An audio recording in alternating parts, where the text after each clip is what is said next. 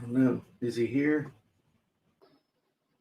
Mr. Pickles is here. What's up, Stu? Hey, Mr. Pickles. How are you? I'm swell, thank you. Man, I'm a chill deal today, boy. I was outside working out, like minus 300 with the wind chill, man. Frozen pickle, man. Make your pickle hard. You know what I'm saying? Getting swole out there in the cold on the weight pile. So, anyway, I saw you were working out inside today. Yeah. Inside Mobility Day. Can't beat it. So anyway, what's up, Stu? Mr. Pickles, we haven't seen him in a week or so. No, we have not. Doing all right? Swell, thank you. Well, jeepers, Stu, that sounds fab. So we are excited today. We have a Jim and Stu show. We have the Sales Copywriting and Content Marketing Hacks podcast. And today we have a special guest. This is 2 weeks in a row. If we keep doing this, people are going to want to keep being on our show. I don't know if people can handle that. And we actually have a gentleman who published his book, got it up as a bestseller on Amazon, and now he is knee-deep in using it to build his business. So we're here to find out what he's did. We're here to find out what he's did. Yeah, I teach writing. We're here to find out what he's done, how he's done it, and then you and I are going to see if we can't help him move it up to the next level here on the Jim and Stu show. Does that sound cool? I like it. All right. So with some further ado, good enough, we will welcome Mr. Justin Mitchell. What's up, Justin? Hey, how's it going, guys? Welcome to the Jim and Stu show. Thanks. Where people come to, I'm not sure, we need a good tagline, welcome to the Jim and Stu show, where people come to be amazed. So, cool. So I haven't had enough coffee yet, but I see Stu has a stack of his books sitting there behind him. Oh. Do you have a copy of your book, Justin? Yeah, actually I do. I don't know if you can see it. Nice. I can see it. In Time Watchman, Food at the Proper Time. I don't know. Yeah, hold it in front of your face and then we'll get it. There you go. Food at the Proper Time. All right, cool. Well, tell everybody, what is your book about? Oh. So it's to try to summarize it. Actually, I used my signature presentation and just transcribed it into this book. But the book is simply about, I have a school, and so that came first, and I'm glad that I was able to put that together first. And so I was thinking, the guy that I work with, Richard Perry, he's let me use all of his material. And so we talked every Sunday for 10 years at 2 p.m., every Sunday for the last 10 years about what we see is about ready to happen as it relates to end time prophecy, the Bible, things like this. And so my book takes the reader through my life, my background. It breaks down some barriers from the church, my upbringing, helps people understand who I am, because the message that we carry is kind of controversial. And so what the book does is it ties my life into a parallel about what God does during this time of the end. And then towards the end, it helps people see that I have a school to point people to. I highlight a lot of the material, but it's nowhere near the amount of information we have in the school. So what I do is I basically just kind of break down the barriers, help people understand who I am and where I come from, and tie that into the time of the end message that Richard and I have been talking about for the last probably 15 years. Okay. And so that's, I don't know if that makes sense, but it's good that I have a book because, I kind of came in on the tail end of things, And I was always looking for ways to figure out how am I going to get this out. You know, Richard and I are like the only ones that understand this message. I view Richard as a prophet. And being able to have the bestseller and, you know, stand out, you were a godsend as far as like I was concerned. But I was always seeking, praying, asking God, you know, what do you want? And, you know, what can come my way? And when I ran across you, I was like, remember seeing you on Facebook. I'm like, finally, after the third time, I clicked on the 7-day ebook link. And I don't know if I had known that there was the Amazon mention in there about how you could get it on Amazon in limited time. But I went ahead, I said, let me go ahead and buy this. And it was cool because I already had my presentation done. I was wanting a partnership in my school because the heavy lifting's been done. End Time Watchman is basically a watchman is supposed to warn people about wars, famines, plagues, things like this. If we don't warn people, we'll be held accountable. Right. And seeing this stuff ahead of time, I want to get it out there. The timing in the book, it says food at the proper time. Well, Christ refers to this message as food at the proper time. And the sad thing is that it's been kind of hidden. Nobody talks about it. So let me just interrupt you real quick, just to kind of summarize what the path that you're going down, as far as, just so everybody can understand.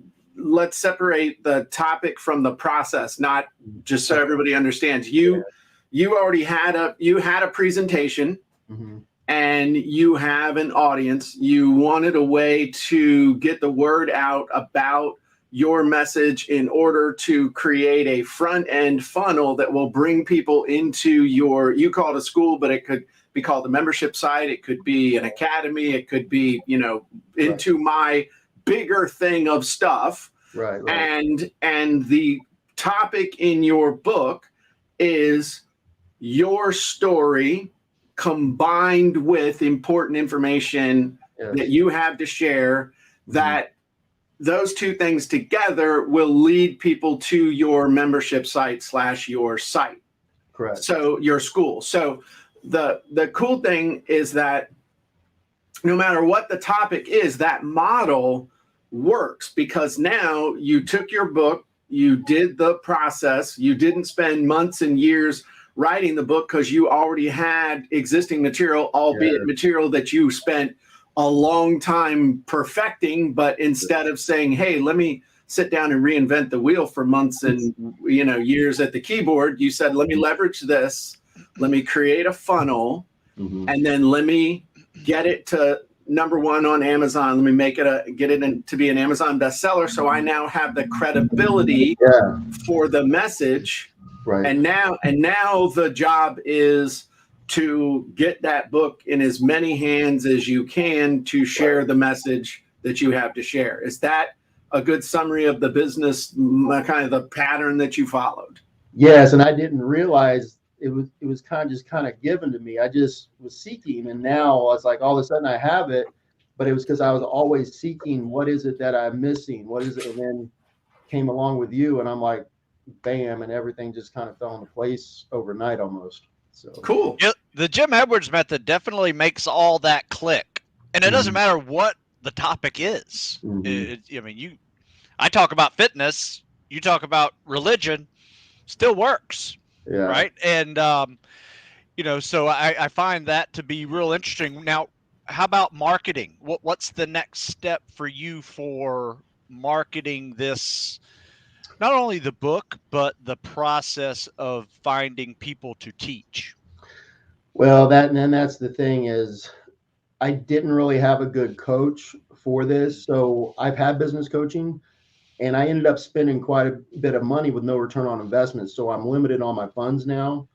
Like this whole school has cost me about $25,000 without any return on investment. And so I have ClickFunnels. I'm working on a funnel. As far as like the audience, I'm going to mention this. It may not make sense, but behind me, you'll see Matthew 25:1-7. It says, at that time, all Christians or all 10 virgins were asleep. And then a cry rang out, and they all woke up and realized that Christ was coming back. My point is, my audience has missed what we're talking about. Even when we've shared it with people, it doesn't resonate until this next event we're pointing to happens. And I want to be ready. All we're doing right now is kind of warning people. That's our job. But I want to be ready to blast this with the right person, or in I need help. So to answer your question is maybe a press release, or I work with a guy named Richard Perry. He's let me use all of his material, and I bring him up because you're going to see he's an author of 12 books on Amazon. And so him and I kind of work together on this message. So there's a lot of different parts in there, but as it relates to me separately, I'm kind of on my own, but I'm looking for help. Well, how about this? Have you really hashed out your avatar? And let me answer that question. So for the past 10 years, Richard has been reaching out to over probably 50,000, 60,000 pastors by hand, warning them of a provocative message. Nobody's really responded. And I just now got this school up and going. So the message is very controversial for pastors because it's basically calling them out and saying, you haven't done your job. And when all this happens, people are going to need answers. And where are they going to go? And what are you going to do? So yeah, I'm sorry to interrupt. That's a really hard way to market. Yeah. Telling people they're wrong and fat and stupid, and you need to listen to me. That's like the number one copywriting mistake known to man, woman. You never tell the target audience they're wrong and that they have been doing stuff wrong, because as human beings, we immediately push back. Keep going, Stu. I know Jim is about to lay it out for you right now. I know that's how Jim works, but in a nutshell, you're in the right audience with preachers and their congregation, even more of the right audience. And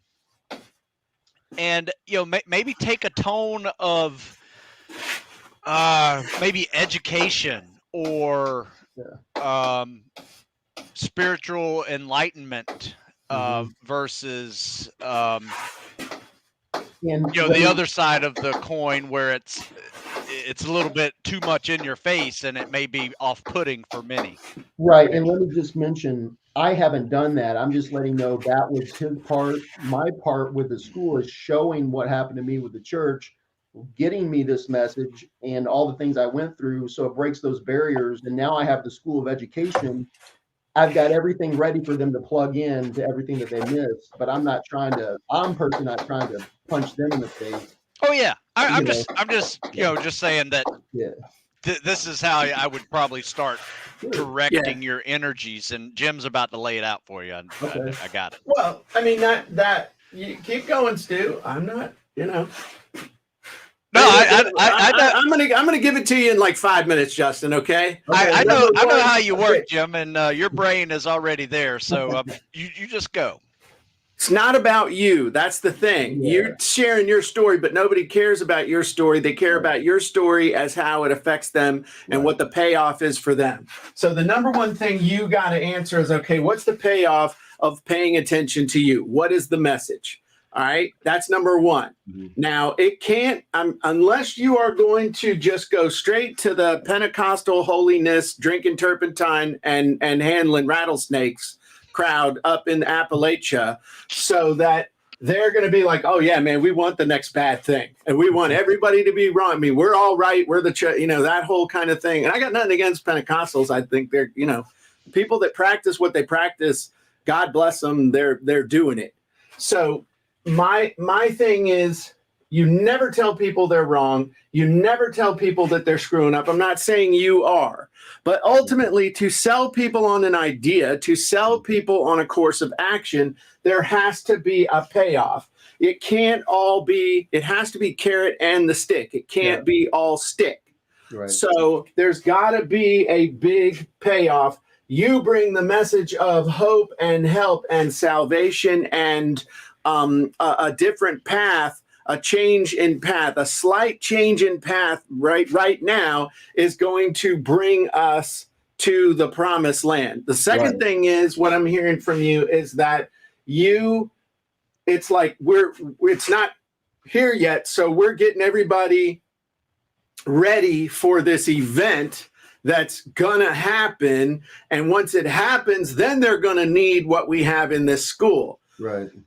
Wrong positioning, my friend, because there are many people littered throughout history who were telling people that there was an event going to happen, the end of the, repent, the end is near. They've been doing that with everything from that scribbled on an old goat skin, wearing a hair shirt, all the way to people on the internet saying, repent, the end is near. What I would suggest is, God does things in his time, not by your calendar. So if you're going to have people getting all ginned up for something that ain't happened yet, it's kind of hard to keep your customer base. So there's got to be a message of hope and help and a positive in the now. And then we're also getting ready for the potential of this thing to happen. It's like we're getting ready for the camping trip that might happen. So we're all packed up and we got all of our, supplies and we've got, our map, but we got to wait. We're not going camping until something happens for us to go camping. After a while, we're going to wander off and do something else. So this is Hey, Jim. Yes. Hey, it's really similar to like the to, through, and after methodology. Right? If you think about it, like we are preparing people now to get them with a little more ability to handle the event. And then here's the promise at the end of the event. So it's a to, through, and after series. I kind of do this with fitness a lot, to get into a military, you got to pass a fitness test. Then you got to go through boot camp, and then now you're an active duty guy. And how does that change? Right. And so anyway, it's just give them the 1, 2, 3 version.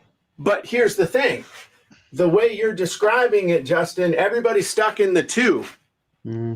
We're all stuck in phase 1. There ain't even a through, because we got to wait for the event to learn how to get through the event, whatever the event is. And then we got to wait to get through the event to the after. And there's the hereafter and all that other stuff. I mean, even if you make this, we get to go to heaven, whatever, we get lifted up, whatever the thing is. Okay. Everybody's stuck here. It's like a Black Friday sale where everybody's stacked in the parking lot, knowing that there's $5 big screens in there, but they never unlock the door. I'm being 100% serious, Justin. Now, I'll tell you my background. I am very spiritual. I am not real religious. Okay. We don't need to go beyond that. I am a Christian through and through, and we'll just, there we are. So everything I'm telling you in the spirit of helpfulness and trying to help you understand how to apply marketing and sales copy and all this stuff to what you're doing. Okay.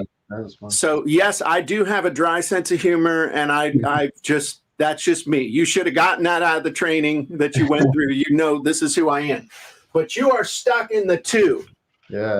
So what you got to do is either stay stuck in the 2 and make the 2 so attractive that people are like, hey, you know what? We're hanging out here and we're waiting for this thing to happen, but we're having fun and we're happy. And so we're fine. If it happens, it happens. If it doesn't, it doesn't. The church has been real good with that. At some point, Jesus is coming back. They've been saying that for a couple thousand years. At some point, he'll show. But they created a whole program that makes people happy with the 2. Yeah, that's true. No, I'm serious. Okay. Yeah. Otherwise, what you got to do is take the event and make that a sideline, so that the event isn't. It's a thing that could happen, and we're just aware of it. Okay? And we're preparing. We're prepared for it too. Yeah. Right. And the through is actually the preparing stage. but it's also there's another thing going on here. It's becoming better. It's becoming, prepared, but we become better Christians. We become better people. We become better. We become more self-reliant. This isn't in the Bible. God helps those who help themselves actually isn't in the Bible. I don't believe that's a saying, Yeah. but it's true that I do believe that God wants us to figure out how to take care of ourselves using the tools he gave us.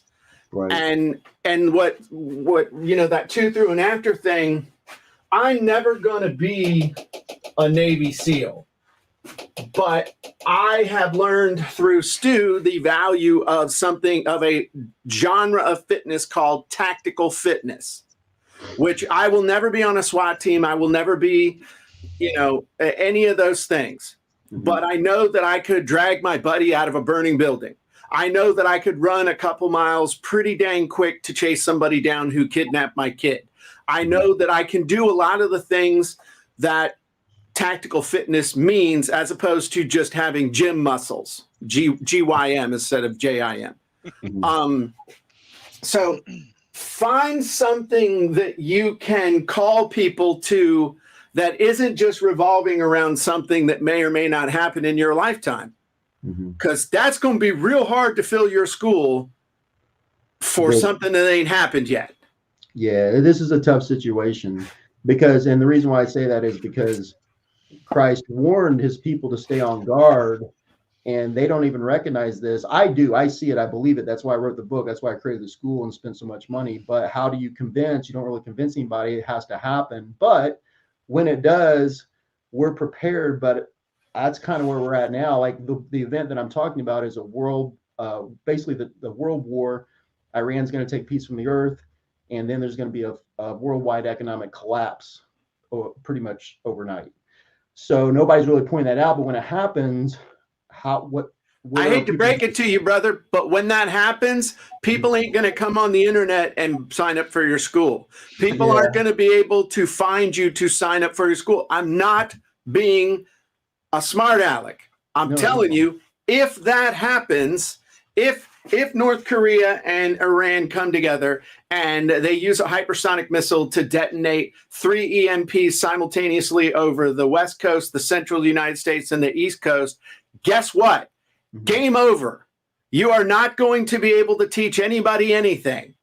So if I were you, and I'm not, but I'm just going to give you my Jim Edwards, people pay me $3,000 an hour to talk to me opinion, I would find some sort of way to link what you know with prepping and be like the Christian prepper, or be like the guy who helps you prep physically, spiritually, and otherwise, and be that guy. And this event is the specter that's out there, but you don't wait for that to happen for people to end up needing you. Yeah. That's the issue I have with Richard. It was like, let's just wait till this happens. And I'm like, we kind of had a little bit of a falling out, but I just needed help, a coach. And I'm glad I found you, because I was about to go crazy. Now I feel like it's what God wanted me to do, but it's like, what do you do with this situation? Especially God pretty much had a gun in my head. Richard had a drill to my head, and you'll see in my book, I got it out. So I feel better that it's out, but now what? Well, you got to find the thing that you can preach about now. Mm-hmm. And most public speakers are just preachers without a pulpit. I mean, everybody's out there preaching their message. You got to find the thing that a certain group of people want to know about, being prepared for these things. You're in a ripe environment for it right now with the pandemic, because you can say, if this had been just a little bit worse, it could have been it. And now we're seeing these things like, everybody remember 2008, 2009? That wasn't very long ago. We almost dumped the whole thing financially. Now we've had the quote unquote pandemic. Our enemies are seeing what our weaknesses are. Our fabric of our society is fraying at the edges. Will we be able to recover and take back the spirit of the nation? You know, I could write the copy, dude. I mean, it's part prepper, part apocalyptic. You know, it's part apocalyptic, it's part salvation, the whole thing. But the bottom line is, you got to figure out your angle, and your angle is not waiting for some event in order for people to need you. That's. I mean, it's like my wife telling me to take the dog out after the dog dumped on the carpet. It's like, he's already taken a dump. Why do I want to go out in 32 degrees in a 50-mile-an-hour wind to take the dog out? It's over. Yeah. So that would be my advice, and I'd encourage you to kind of listen back through this and look for the spirit intended. And it's 100% positive. I'm 100% supportive of what you're trying to do, but you're going to have to reorient the angle. And you're the watchman, not for this event, but you're the watchman for a whole panoply of potential events that people could encounter. So that would be my suggestion. Okay. So I appreciate you being on, man. If people want to grab your book, what's the title of your book again? And people can get it off of Amazon. Yeah, it's End Time Watchman. Dude, when someone asks you what the title of your book is, you pick the book up and stick it in the camera and show people. That's what you do. Yeah, there you go. There you go. End Time Watchman, food at the proper time. Nice. All right, brother. We appreciate you, and keep us in the loop. Let us know how you're doing, okay? All right. Thanks. All right, man. All righty. Well, nice work, Jim. Yeah, that was fun. That was it just goes to show that the patterns work no matter what you're doing. The patterns work. It's whether you're trying to do what Justin's doing, or you're trying to get people into your quilting thing, or or fitness, or copywriting. Just the pattern is what works with humanity. Establish credibility with the book. Use the book as a reason to get in front of people, and have that at the top of your funnel to move people through your value. Cool, man. Nice. All right. So you did a great job too. Well, thank you, sir. Originally I thought this was like a food book. I thought it was a food book I thought too. it was a diet book. Yeah. Yeah. That was a very interesting topic. I was. So, that put my thinking cap on. Had to Absolutely. put my thinking cap on for that one. So absolutely, I did too. I absolutely did too. All right, cool. So, shall we do the podcast? yes. Or let's say hi to the folks real quick. Nancy's here, Vicky's here, C. Ray's here, Miss Denise Downing is here, Facebook users here, Arjun's here, Carl's here, Vicky's here. All right, I think I mentioned Vicky twice. She's so nice, we mentioned her twice. Leslie's here. And what's up, Idris? JD's here. Excelente. Dude, it is supposed to start storming and snowing and going insane starting tomorrow. I think you're going to get a worse bit of it than we are up here in Maryland. Yeah. So I don't think it's coming that bad here. I'm gonna have to be doing my workouts in the house because there is no way I'm sorry. I'm not hardcore enough to be outside in 35-mile-an-hour wind with driving snow working out. It's just not happening. We're going to try it tomorrow. It should be fun. Makes for good pictures when snow's falling and you're deadlifting and trying to stay warm. I felt kind of epic today. I mean, not as epic as you guys, but I was like looking around, and my only neighbor is a 75-year-old Vietnam vet with COPD who is just super cool dude, but I don't see him out working out at 6 a.m. So, I'm the coolest guy in the neighborhood. So anyway, I love that dude, man. He is a trip. There's somebody who just loves life. He's just a cool guy. That's cool. All right, you ready to do this? I don't even know what we're doing. So podcast 147. All right. Okay. 147. Okay. Wow, sounded very official. 1479er. Wow, Whiskey Tango Foxtrot. Here There we you go.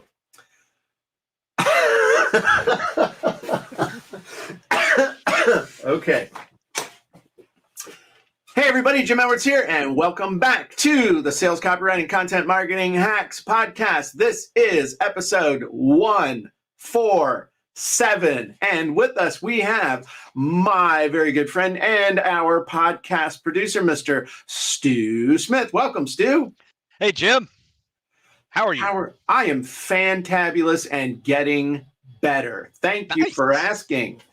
So that's something Zig Ziglar used to say. I'm great, but I'm getting better. So there you Good go. way to look at it. You got to be optimistic. That is Gotta true. be optimistic. Absolutely. Have your chin up when someone hits you in the back of the head with a 2x4 when you're not looking. So what are we talking about today, Stu? Communications. Uh-oh. Communications is key. Communication is key. And Okay. have you noticed the evolution? And this is funny. I got this idea of this topic when somebody was asking me about the newsletter that I put out. Yeah. He's a local kid. And I said, yeah, just send me an email. And he looked at me funny, like, email? Why would I send an email? I said, can I just text you in my email address? I said, yeah, you can do that too, but why can't you just send me an email? And, I got to realizing that, back when this whole internet email communication started, we were all really excited about getting email. I mean, remember when the little voice popped up and the email little sound came on notifying you had an email? You've got mail. Yeah. Right. And now that has evolved into nothing but spam filters and a mass delete feature. Oh, yeah. In your email box. Yeah. And I think some of the younger generation consider email about as formal as maybe we consider, snail mail and handwriting a letter to somebody.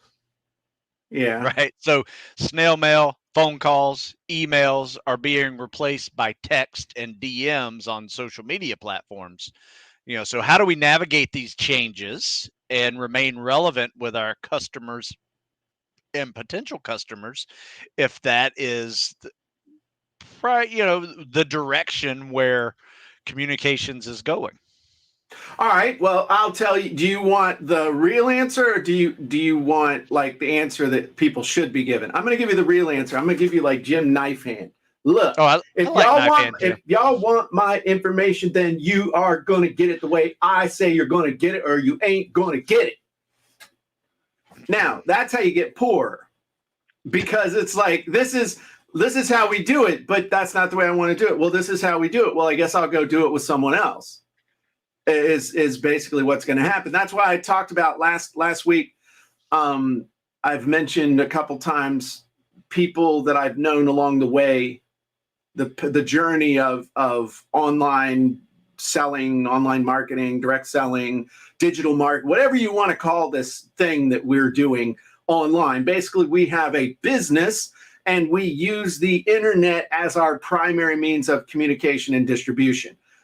But there's no such thing as an internet business. You have a business that uses the internet. Okay, sure. But we have a business. But what I said is that there are tons of people who used to be successful who are pulled over at the rest stops on the information superhighway waiting for things to change back. This is a great example. I'm waiting for people to start paying attention to my emails again. Well, guess what, Chuckles? If they ain't paying attention now, they aren't magically going to start paying attention again in the future. Yeah. So what's happened with communication is that we have Stu, would it be okay if I went to the board? Sure. I love the board discussions. Okay. All right. So back in the day, okay, okay. This was the extent of communication. Here's you. Here's your potential customer. All right. you had your, this is a really crappy globe, but you had your web page, you had email, you had snail mail, and you had this thing called a phone. When we started selling back in the day, did you not have a landline phone, Stu? Like a phone? Oh yeah. Yeah. Okay. Absolutely. This is what we had. If you want, and then if you were like super, super cool and geeky, there was this chat thing called ICQ. Do you remember that? ICQ? It was the first chat thing. Anybody else remember ICQ? This is back in like the mid 90s, mid to late 90s. ICQ was the thing. That was how you communicated. And primarily what happened was someone showed up to your website. They saw this really, really, really, really amazing bit of copy that said, join my list. That was the extent of building a newsletter, okay? Join my list, all right? Then they would get on your email list and you would send them email. That was pretty much it, that you would send them email to get them to go to the web to do stuff, and that was the whole communication thing. And they opened them. Oh, yeah, absolutely. They were excited to get them. So occasionally people would send some snail mail. Occasionally there would be interaction over the phone, and none of this stuff with ICQ with actual customers. This was like other things. So now we go to today. And the problem with today is, in a lot of respects, is that you've got Facebook, and Facebook has like 80 gajillion different ways to communicate. You got stories, you got live. Direct message, you got live, you got comments, you got all these different things just on Facebook to be able to communicate with people. Same thing with Instagram. I mean, you got messages inside of Instagram, you've got connecting on like topics and posts. You've got email, but the problem is everybody's got email, and you got all these things now where you're fighting filters, not just spam filters, but just filters. You got on the cell phone, you got what, SMS, You got text, there's email on the phone, there's like all these different ways and places to communicate with people. And, you know, you got your blog. I mean, you've got LinkedIn with all the same options. You can message somebody through LinkedIn. You can leave comments on your blog. Yep. Yeah.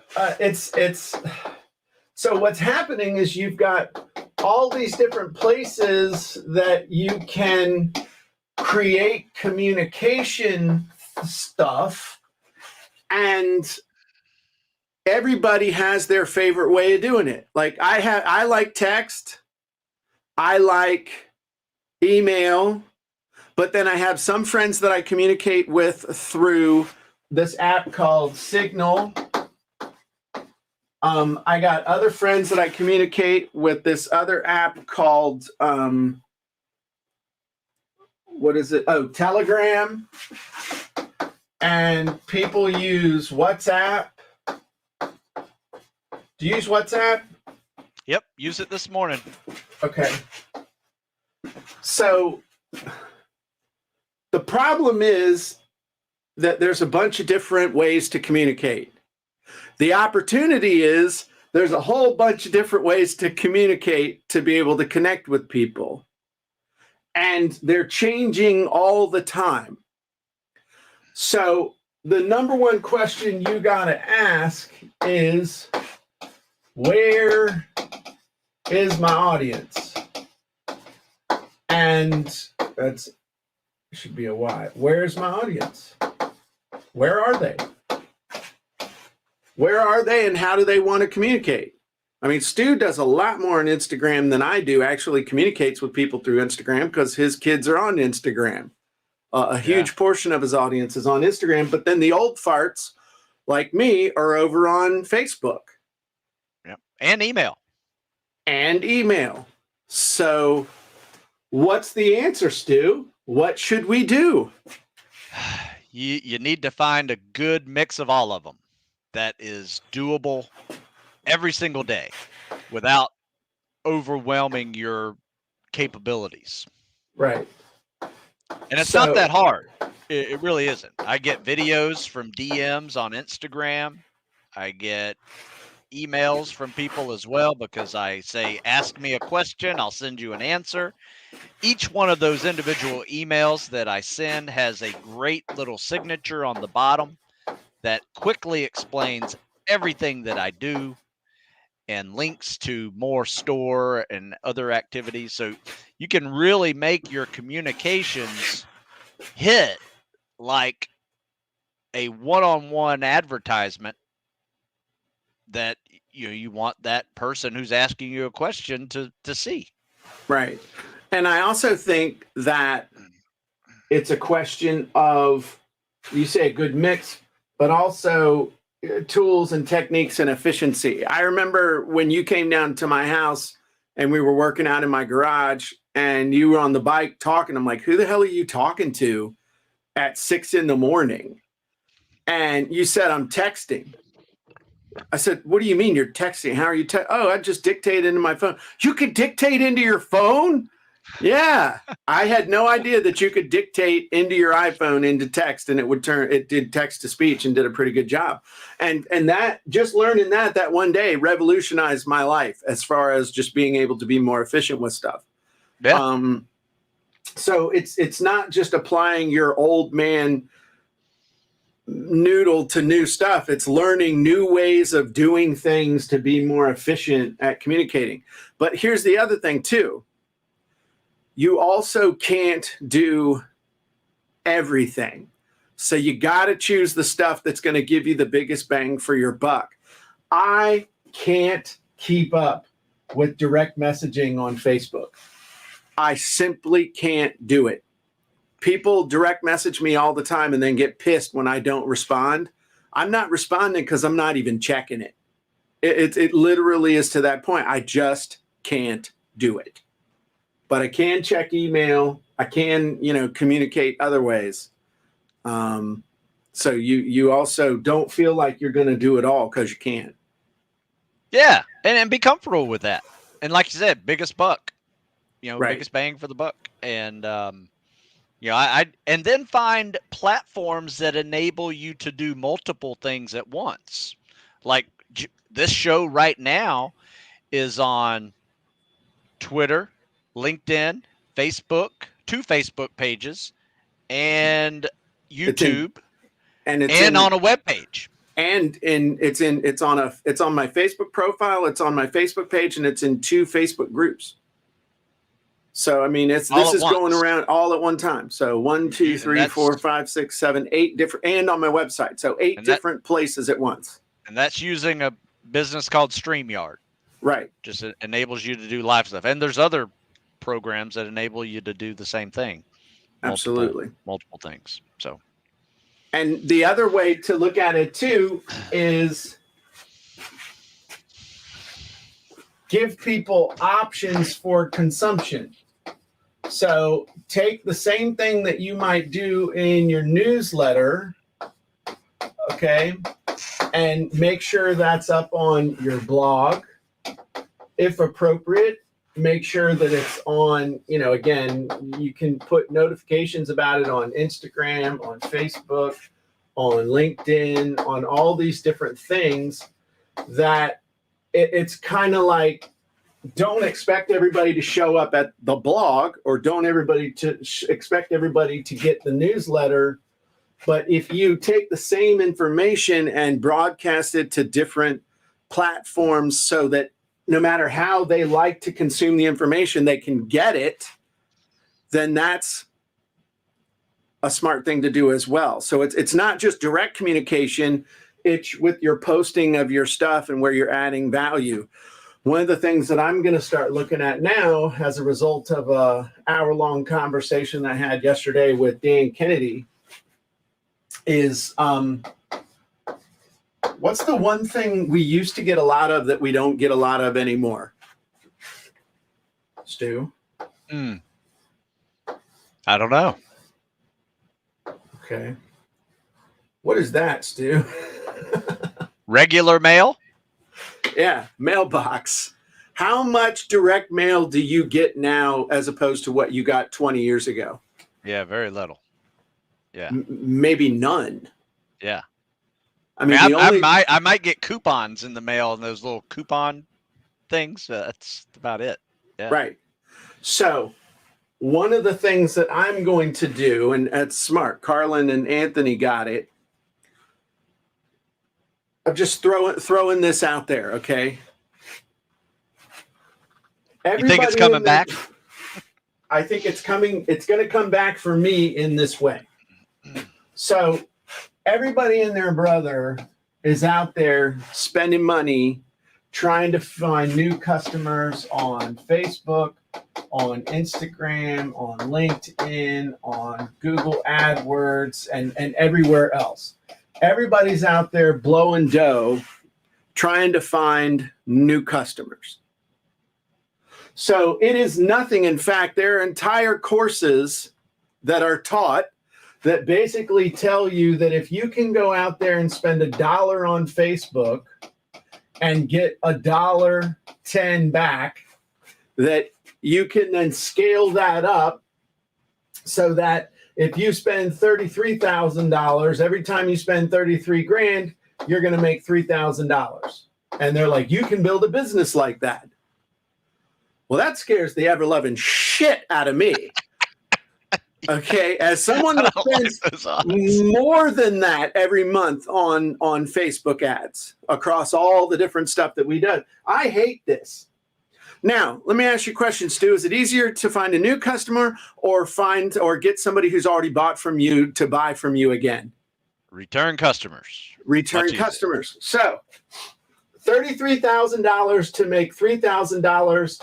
And the only one who really wins off of this is the little red-headed monkey that owns the Facebooks. Okay, he's the one that's getting rich.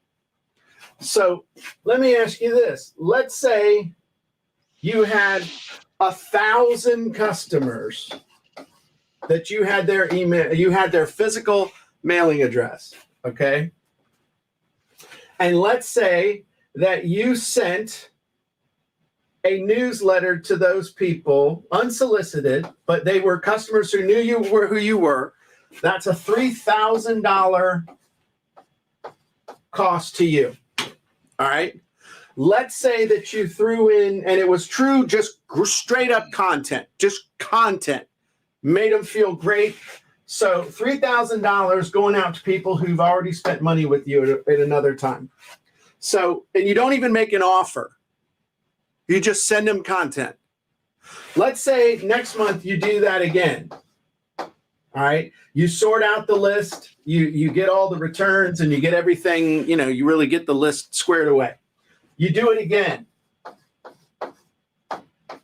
And then let's say the next month you mail those. So now you're $6,000 in. I mean, hell, you're not even a fifth of the way through the $33,000 budget trying to make the $3,000. So now we send an offer, another offer, and it's cost us $3 to send them a couple pages and stuff like that. I mean, I don't know if this is within 50 cents. Okay, $3. And in this one, we make an offer for, say, a workshop for, I don't know, $500. Okay. And let's say I have a 2% take rate. What's 2% of 1,000? 20. It's 20. Very good. You were a liberal arts major like me, Stu. So, all right. This one we make an offer and we have a 2% take rate. So like people who already know you, like you, trust you, you're giving them value, and basically you suck at the end. 2%. So that's 20. And we made a $500 offer. What's 20 times 500, Stu? $10,000. $10,000. So now we have made $1,000.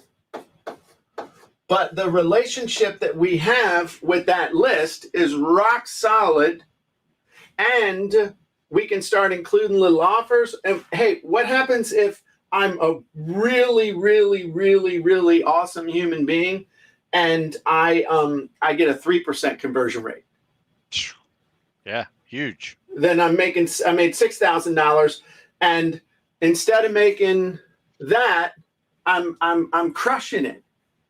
Plus, here's the big thing, and this was the thing that Dan Kennedy said to me that blew me away. All right, and this is those of you who aren't subscribed to the to his No BS newsletter, the whole offer that Russell did. Y'all need to be subscribed to that. Okay, I write for Dan Kennedy's newsletter every month. Here's the thing that Dan Kennedy told me that will stick with me until the day I die. All right, up here with Facebook, what is Facebook doing with their ad costs? Are ad costs going up? I think so.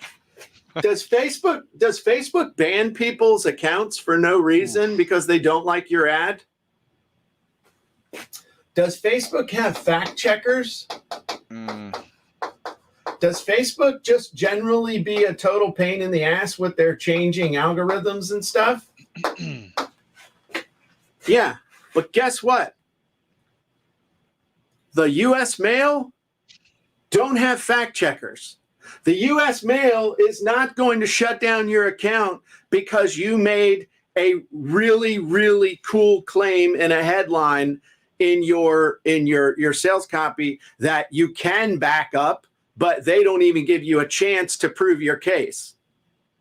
And pretty much unless you're sending pictures of you holding severed heads or something on the outside of the envelope, the majority of your mail is going to get delivered. And right now there's hardly any, if any, competition inside the mailbox. So would it be smarter to try your ass off to get people that don't know you to know you, like you, and trust you enough through Facebook to actually buy from you? Or is it better to take the people that have already bought from you, know you, like you, and trust you, and try and get them to buy more and ascend up your value ladder? And the answer, before you choose one or the other, the answer is both. But what most people do is they focus all their time, energy, and effort here, and then send their money, and then they send a couple of janky ass follow-up emails that get no real results. And so they're just trying to make their whole thing right here and never try to develop a relationship with the people that have already bought from them. Yet in the end, the only thing that you can own is the relationship with the list and their physical mailing address. In the end, honest to God, your email server can be taken away from you. You can be deplatformed. You can be vilified, pilloried, thrown off of everything. But if you've got everybody's email, if you've got everybody's physical mailing address that knows you, likes you, trusts you, and has a relationship with you, could you keep your business going? Absolutely. So that's something to think about with communication that I'm just sharing. I love it. So y'all need to get on that newsletter. I think I'm going to get on a just a postcard, a nice little postcard, something from me that I've never sent before. Just send a nice little postcard. Boom. Hey, remember me? Haven't trained with you in a couple of years. Why don't you come back? Do we want you back special? Oh, absolutely. And what you could do is to get them back. Do you think that if you got on a Zoom with one of your past customers for 15 minutes, do you think you could convince at least or persuade at least half of them to take a special offer from you? Sure. So what you do is on the postcard, you make it, hey, this is Stu. I want to help you get back in shape. And I want to give you a 15-minute consultation with me. I haven't trained with you in a while. I want to catch up with you, see what's going on in your life, and how that we could help you to just continue or improve your fitness journey. How to get restarted if you've kind of gotten off track, or if you've been training on your own, see if we can help you take things to the next level. Nice. That kind of thing. So yep. I'm making a postcard today. We need to be me. well, and we need to then go find what's the easiest, fastest, most economical way to send quality mail, because you don't want to also create another job for yourself of sending the mail. True. Yeah. I don't know if they do it anymore, but like the U.S. Postal Service used to have a really cool service that you could send postcards and stuff through them automated. Yeah. Like you could design them and do mail merge and all that other stuff right there through their site. And it was like $1 a pop. I have no idea what that costs now, or if they even still do it. So anyway, that's good. That's what I got. I like it. So I guess that's it for the Sales Copywriting and Content Marketing Hacks podcast today. I guess so. We're just now for the offer. What kind of offer should we have, Jim? A signing away offer. So I would encourage everybody, if you don't have a copy of my book, Copywriting Secrets, you need a copy of my book with over 82,000 copies sold all around the world. It has been called a modern day classic. If you want to know how to put words on a page, have words come out of your mouth, or use words in email or in video, and you want more click sales and profits, then this book is exactly what you need. In fact, I'm so confident it'll help you, I'll give it to you for free. All I ask is that you show me you're serious by paying a small shipping and handling. Head on over to copywritingsecrets.com. How was that? Beautiful. Couldn't have done that better myself. All right. What about if people want to get in shape, Stu? What should they do? Well, you can check me out at StuSmithFitness.com. First, go to the article section and just read some cool topics. And then, of course, got books and training programs as well. So it's kind of up to you where you need to start. Got starting places for everybody. All right. And what website should they go to, Stu? StuSmithFitness.com. Thank you. Okay. Good job. All right, everybody. We'll see you next time. Hope you enjoyed it, and we'll see you soon.